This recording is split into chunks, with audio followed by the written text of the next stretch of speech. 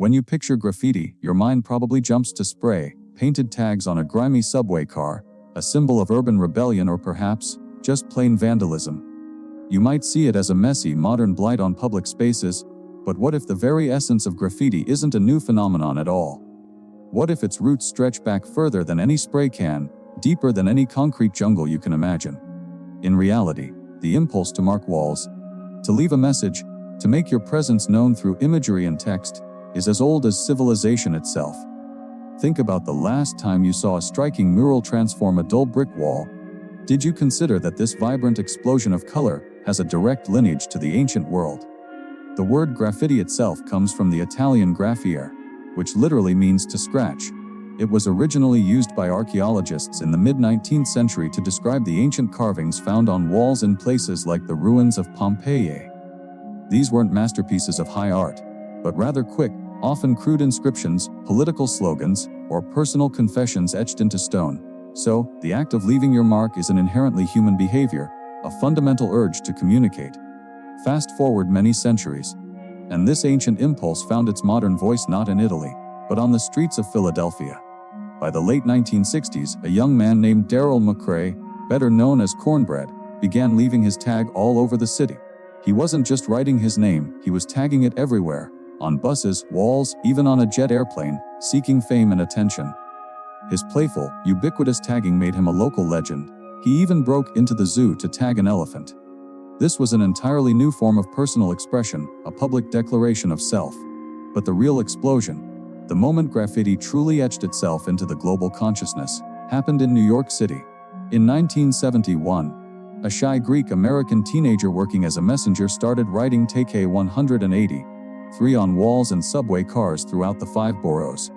His real name was Demetrius, and the 183 referred to his street number in Washington Heights. The sheer ubiquity of his tag caught the attention of the New York Times, which published an article about him. This single piece of journalism acted like a spark to dry kindling, inspiring countless other young people to pick up a marker or a spray can and join the movement. Suddenly, the subway system became a moving canvas. Young artists, known as writers, would bomb trains, covering entire cars with their colorful, elaborate designs. This wasn't just about tagging a name anymore. It evolved into a complex art form with distinct styles. Writers like Phase 2, a legendary figure from the Bronx, pioneered intricate lettering styles known as Wildstyle, where letters were intertwined, jagged, and almost illegible to outsiders. It was a secret language, a visual code understood by those within the culture. This era, especially the 1970s and early 1980s, saw graffiti flourish into a vibrant subculture. Crews formed, each with their own turf and reputation. There were throw-ups, quick bubble, letter tags done fast, and pieces, more intricate, multi-colored artworks. The rules were unwritten but strict: respect other writers' work, don't cross out a king's piece, and always push for originality. It was a highly competitive world, driven by the quest for fame and recognition within their community. Did you ever wonder why some graffiti seemed to pop with such incredible energy? It was often the sheer adrenaline of creating art in plain sight, but also in defiance of authority. Of course, not everyone saw it as art. City officials and many residents viewed graffiti as rampant vandalism, a sign of urban decay. Mayors like Ed Koch declared war on graffiti in New York City, implementing strict anti-graffiti campaigns and increasing police presence. The Metropolitan Transit Authority spent millions of dollars on clean-up efforts and fencing, even developing special anti-graffiti coatings for train cars. This push to eradicate graffiti led to what became known as the Clean Train movement in the late 1980s, which significantly reduced the amount of graffiti visible on the subway system. But you can't erase an art form just by cleaning trains. Graffiti simply adapted and moved. It migrated from subway cars to city walls, abandoned buildings, and eventually, with the rise of global street art, to galleries and even auction houses. Think about Jean-Michel Basquiat. Before he became one of the most celebrated and highest-selling artists of the 20th century, he was a graffiti writer. In the late 1970s, he and his friend Al Diaz tagged cryptic, poetic messages around Lower Manhattan under the pseudonym SAMO, short for same old shit. These clever, provocative statements blurred the line between street art and conceptual art. Basquiat's transition from the street to the gallery demonstrated that graffiti held a raw power that transcended its origins. Similarly, Keith Haring, another iconic artist of the 1980s, started his career drawing chalk outlines of dancing figures and barking dogs on blank advertising panels in the New York City subway stations. His accessible, cartoon-like imagery quickly became recognizable and beloved. Haring proved that public spaces could be transformed into impromptu art installations, democratizing art and bringing it directly to the people. His work, like Basquiat's, was profoundly influenced by the energy and immediacy of graffiti, showing that art doesn't always need a gilded frame.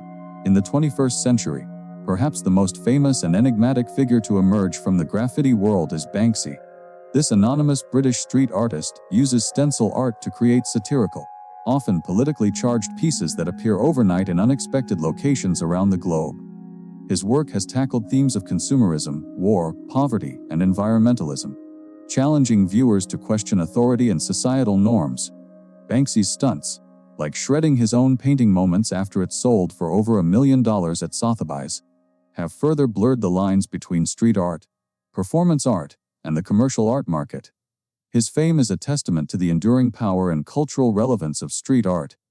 This global evolution wasn't just about style, it was also about legality. Many cities worldwide have started to embrace street art by establishing legal walls or designated areas where artists can create without fear of prosecution. These spaces often become vibrant outdoor galleries, fostering community and allowing artists to hone their craft. This recognition signifies a massive shift from the broken windows theory of the 1980s, which posited that unchecked minor vandalism, like graffiti, would lead to more serious crime. Now, many see vibrant murals as a way to beautify neighborhoods and even deter actual crime. The psychological impact of graffiti is fascinating. For the artists, it's about expression, identity, and often, reclaiming space in an urban environment where they might otherwise feel invisible. For viewers, it can evoke powerful emotions, from admiration for the skill and creativity to frustration over perceived defacement. Graffiti challenges our notions of public versus private space, of ownership, and of what constitutes art. When you see a large, vibrant piece, do you feel an urge to engage with its message? Or do you dismiss it? Beyond the spray can, graffiti has branched into countless forms. There's sticker art, known as slaps, where artists create designs on stickers and place them strategically in public. There's moss graffiti, using a blend of moss, buttermilk, and sugar to create environmentally friendly, living art. The digital age has even seen digital graffiti, where artists use projectors or augmented reality apps to superimpose images onto buildings, creating temporary, non-destructive art installations. These innovations show that the core urge to create and communicate visually in public spaces is constantly evolving. The commercial world has also taken notice. Graffiti art has permeated fashion, advertising, and graphic design. Brands often collaborate with street artists to create unique campaigns or product designs. This integration into mainstream culture is a testament to its undeniable aesthetic appeal and cultural currency. Once an underground rebellion, graffiti's visual language now sells sneakers and drinks. The journey of graffiti, from the scratched messages on ancient Roman walls to the digital projections of today, reveals a fundamental truth about human creativity. It's a primal urge to leave a mark, to communicate, to challenge, and to transform the mundane. It has evolved from simple tags into incredibly complex and diverse art forms, influencing everything from fine art to pop culture. The energy, the rebellion, and the sheer talent that fueled early graffiti movements continue to inspire artists and captivate audiences globally. So, the next time you encounter graffiti, whether it's a quick tag on a lamppost or a towering, vibrant mural, consider its incredible journey. It's more than just paint on a wall. It's a continuous, evolving language of the streets, echoing the very first messages scratched by human hands thousands of years ago, proving that some impulses truly are timeless.